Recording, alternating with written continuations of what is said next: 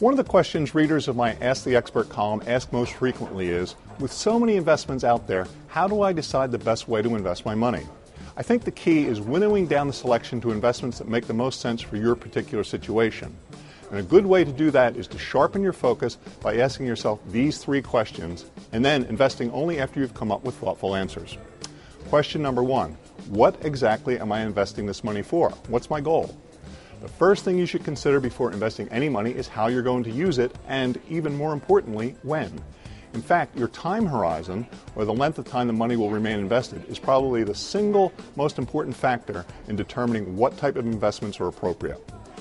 For example, if you're setting aside money you'll need within the next couple of years, say for a house down payment or college tuition for a child nearing high school graduation, then you don't want to put this money at risk.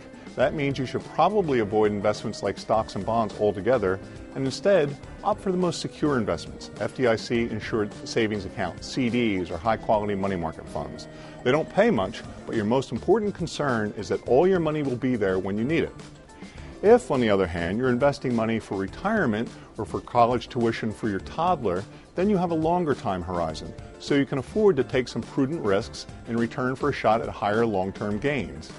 For guidance on how to create a mix of stocks and bond funds that makes sense for you, check out our Asset Allocator tool.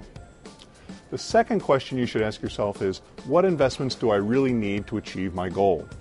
Given the vast array of investments you read about in the financial press these days, you can easily get the impression that you need an entire smorgasbord of investments to be successful. But that's not true. A very simple portfolio of a few funds is all that most people need. If anything, I'd say that holding a large number of different investments is more likely to add confusion and complexity than boost your returns. You can get all the stock and bond exposure you need in two funds, a total stock market index fund and a total bond market index fund.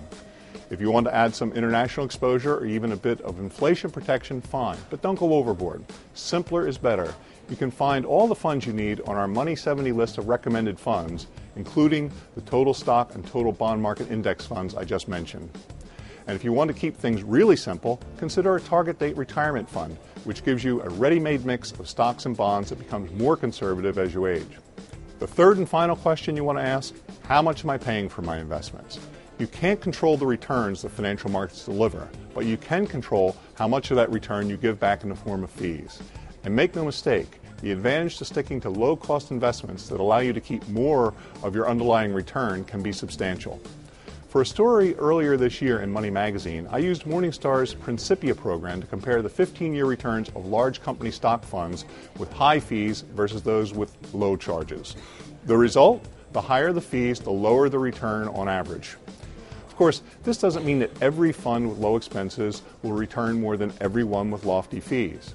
But what's the sense of going against the odds, especially when it's so easy to find low-cost funds using Morningstar's Fund Screener or by going to our Money 70?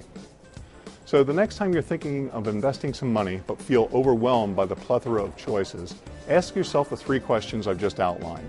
They won't point you to a single correct choice immediately, but if you take the process seriously and think about your answers, they can cut through the clutter and leave you with a manageable number